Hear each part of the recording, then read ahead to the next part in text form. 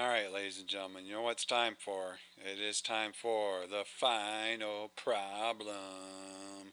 Alright, so let's find all of the zeros to this function. We have y equals x to the third minus 5x squared plus 16x minus 80.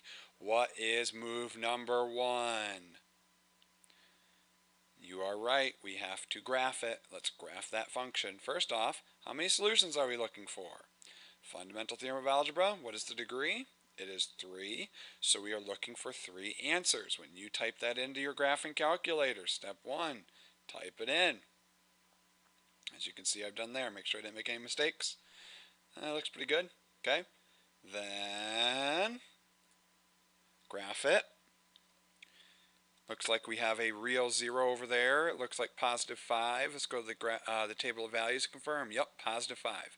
Now here's one thing I will say about actually doing this. Some students might say, well, why don't we just go from here to here and just go straight to the table? One thing reason why I suggest you look at the graphing calculator and the graph of the picture here, because now you have a good place to search for the answer. Suppose you're doing this and you get this picture and you go to the table and you're here, right? I don't see any zeros anywhere. If you were to jump straight to the table, how would you know which way to go if you skipped over that graphing step? If you went from here straight to here, we wouldn't necessarily know where to go. Having this little picture helps a lot because now I know, hey, it's a positive number of some sort. So then I can go to my graph and arrow down and look at the positive numbers and, oh, there it is, number 5. Just like that. Okay, so definitely use the graphing calculator's features to get you there. Okay, so then what happens next? You got it. It is synthetic division time. So let's set up the synthetic division. We grab that 5 that's right there. Okay, put that 5 in a box.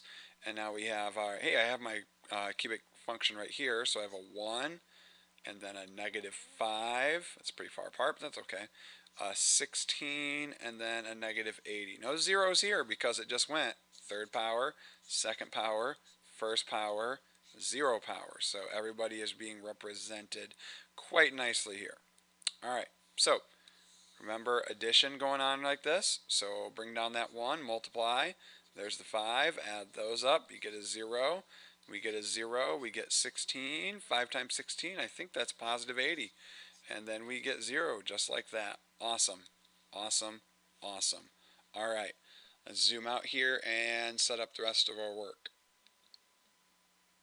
And instead of zooming out, let's just move it down here a little bit. So remember, what are we looking at right there with that quotient, that 1, that 0, and that 16?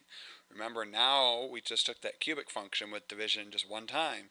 We dropped it down to a degree, so now what we are looking at here is x squared plus 0x plus 16 equals 0. So now we can find our other zeros there. Do we need the quadratic formula? Now when there's a linear term that's missing here, we don't have x, so all we have is x squared and then plus 16. So we can just do a little bit of algebra here. Let's subtract the 16 from both sides. And let's have x squared equals negative 16. Let's take the square root both sides there, which gives us plus or minus 4i. Hey, why is that 5 right there? We just took the square root of negative 16. We got plus minus 4i. So what's that extra 5 doing there? Remember, what started this whole thing? Remember us finding that 0 right over here of positive 5? A lot of students forget to write that guy down. Remember, that's part of your answers there too. Okay? So that's it for section 5-6. Okay? You're definitely going to have to rely heavily on the graphing calculator, okay, to help you out with this work. You might, well, we'll probably have a day where you can have some time to get some work done if you aren't retaking quizzes and stuff like that. But if you're in a rush and you really want to expedite this process, you're more than welcome to go home and use the graphing calculator link on my webpage. Let me show you where that's at one more time. So to get to that graphing calculator, once again, go to my webpage at www.protopage.com/MrCookLHS. And then I've kind of moved some of the windows around here, if you noticed, if you've been checking here regularly. Here's your stuff over here, your 4th hour video, so I'll keep adding some more right there. And then right there, graphing calculator, okay? Click that.